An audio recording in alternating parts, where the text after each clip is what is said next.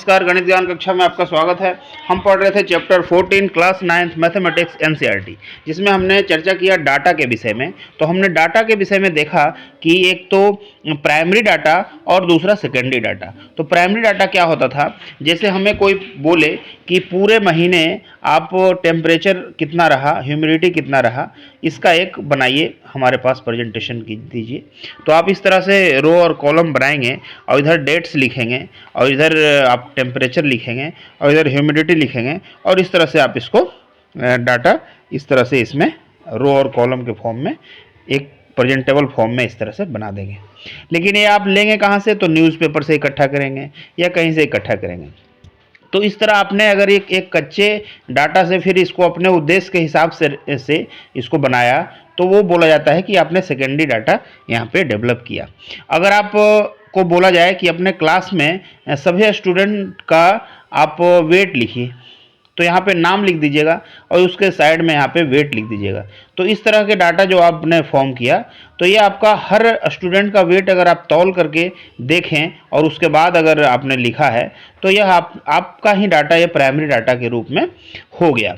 अब अगर ऐसा ही कुछ किया जाए, बोला जाए कितने बच्चे एब्सेंट हैं, कितने बच्चे प्रेजेंट हैं, इस तरह के डाटा आपको देना है, तो यहाँ प्रेजेंट और एब्सेंट का वो बनाएंगे और आप जा करके देखेंगे अपना रजिस्टर, जो डेली का उपस्थिति पंजिका होता है स्कूल में, और उससे वहाँ से आप ला करके इसको पूरा एक अपना डाटा बना लेंगे। तो इस तरह के डाटा जो हुआ, जिसमें आपको पहले से कोई वर्कआउट किया हुआ था और उससे सिर्फ आपने लिया और अपना थोड़ा सा उसमें मॉडिफिकेशन कर दिया, तो इस तरह का डाटा सेकेंडरी डाटा के रूप में आपने उसको डेवलप किया है। तो अब देखिए यहाँ पे क्वेश्चन नंबर फर्स्ट आता है कि give 5 example of data that you can collect from day to day life. तो डे टू डे लाइफ हमने क्या क्या कलेक्शन ऑफ डाटा क्या क्या है, देखिए आप स्कूल में प्रेजेंट और एब्सेंट का दे दीजिएगा, और फिर आप उदाहरण दे सकते हैं कि सभी बच्चों का आपका वेट, सभी बच्चों का वेट हमने ले लिया।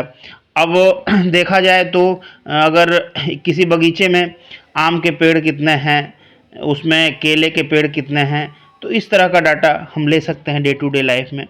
अगर एक लगाया जाए कि लाइब्रेरी में कितने बुक्स है, कौन से सब्जेक्ट का, या इस तरह के अलग अलग डाटा। स्कूल में बहुत सारे डाटा तो स्कूल में ही हैं, प्रेजेंट एब्सेंट को लेकर के, फिर कितने बच्चे कौन से बस से आते हैं, ऑटो से आते हैं, साइकिल से आते हैं, इस तरह के, कितने बच्चे का एड्रेस कहाँ कहाँ है, इस तरह का बच्चे का नाम और उसका बगल में एड्रेस, तो इस तरह का ही डाटा है। तो बहुत सारे, पूरा जीवन में हम लोग डाटा ही डाटा से भरे पड़े हैं, और यहाँ कुछ भी उदाहरण आप दे सकते हैं। आगे देखिए क्वेश्चन नंबर 2 आएगा यहाँ पे कि classify the data in question number 1 above as primary और सेकेंडरी डाटा। तो जिस डाटा में आपने पहले से किसी लिखित मटेरियल का इस्तेमाल किया है, तो वो आपका सेकेंडरी डाटा हो जाएगा। और आपने अगर खुद से उसको चेक किया है और फिर लिखा है, जैसे वेट, पूरे स्कूल में, पूरे क्लास में बच्चों, कौन से बच्चे का वेट कितना है, तो इसमें हर एक बच्चे का आपने तौला है, तो इस प्रकार की डाटा जो हो जाएगा वो आपके लिए ही प्राइमरी डाटा हो जाएगा। लेकिन उस तौले हुए डाटा से कोई अगर दोबारा बनाए कि कौन ओवरवेट है और कौन अंडरवेट है, इस तरह से डाटा वो सब कर सकता है। रो और कॉलम में लिख दे और यहाँ लिख दे ओवरवेट और यहाँ लिख दे अंडरवेट, और लिखे कि 50 kg से जो ऊपर है वो ओवरवेट हो जाएगा और जो 50 से कम है वो आपका अंडरवेट हो जाएगा। तो इस तरह से चीज़ें जब वो बना लेगा और आपके द्वारा दिए हुए डाटा से, तो ये डाटा पुनः ये सेकेंडरी डाटा के उसमें आने लगेगा। अब अगर डेली आप लिखें कि कितनी टेम्परेचर रहा, पूरे महीने कितना टेम्परेचर रहा, इधर डेट लिख देंगे 1 2 3 4, इधर लिख देंगे जनवरी, और इधर लिखने लगेंगे यहाँ पे कि टेम्परेचर 15 डिग्री, 10 डिग्री, 5 डिग्री, इस तरह से हम डेली का टेम्परेचर सेल्सियस में लिखें या फ़ारेनहाइट में लिखें।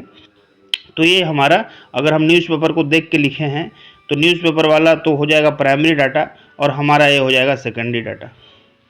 तो इस तरह से आप देख सकते हैं, आपने जो उदाहरण फर्स्ट में देंगे उसमें से चुन सकते हैं कि कौन सा प्राइमरी डाटा है और कौन सा सेकेंडरी डाटा है। तो यहाँ पे हमने question number first and second को देख लिया। एक्सरसाइज 14.1 में यही दो था, प्राइमरी डाटा और सेकेंडरी डाटा के संदर्भ में। अब अगर एक्सरसाइज 14.2 पे हम जाएंगे तो वहाँ पे क्लासिफाइड और अनक्लासिफाइड डाटा होगा। अब देखिए किसी क्रिकेट खिलाड़ी, एक क्रिकेट के मैच में एक इनिंग में खिलाड़ियों द्वारा बनाए गए रन अगर इस तरह से लिखा जाए 15, 10, 20, 30, इस तरह से अगर लिख दिया जाए 10 खिलाड़ियों का, तो आप कैसे, आपको पढ़ना बहुत मुश्किल हो जाएगा। लेकिन इसी को अगर इस तरह से लिखा जाए, इधर नाम लिखा जाए खिलाड़ियों का, रो और कॉलम बना दिया जाए और ऐसे नाम लिख करके यहाँ रन्स की संख्या लिख दिया जाए, तो कितना आसानी से कौन खिलाड़ी कितना रन बनाया कोई भी आकर के एक बार देख करके चेक कर सकता है।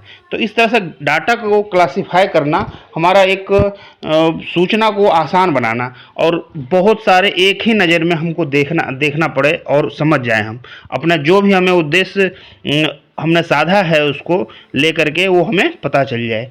तो इस तरह से क्लासिफिकेशन ऑफ डाटा एक नेसेसरी है, एक ज़रूरत है हमारा, इसलिए हम डाटा को क्लासिफाइड करते हैं। अब जैसे यहाँ पे तो 10 क्रिकेट के 10 खिलाड़ी थे, तो आसानी से हम अगर ऐसे भी लिख देते तो कोई नहीं, उसको हम समझ जाते।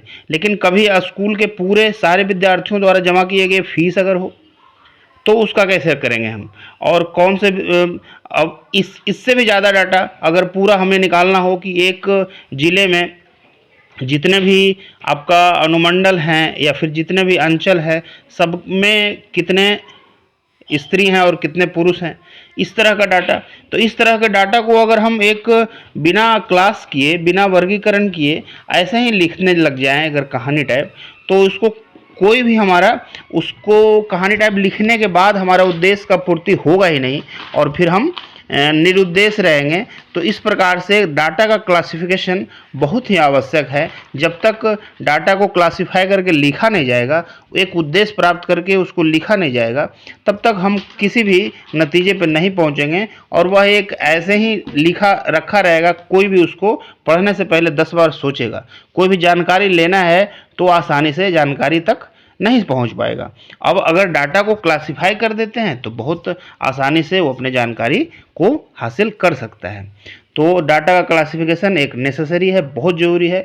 आगे के अध्याय में इसी तरह हम क्लासिफिकेशन ऑफ डाटा, फिर उसके बाद क्लासिफिकेशन होने के बाद डाटा के सेंटर वैल्यू तक पहुंचना, जिसमें मीन, मीडियन और मोड आएगा, तो उस तरह से हम चर्चा को आगे बढ़ाते रहेंगे। मीन के संदर्भ में क्या क्या है, मोड के संदर्भ में मोड कैसे निकालते हैं, मीडियन कैसे निकालते हैं, ये सारा कुछ एक सेंट्रल टेंडेंसी है, मतलब कि डाटा के एक सेंटर तक पहुंचना है हमें। जो हमने एवरेज पढ़े हैं छोटे कक्षाओं में, सेम वही चीज़ यहाँ पे मीन, मीडियन और मोड के संदर्भ में आपको देखने को मिलेगा।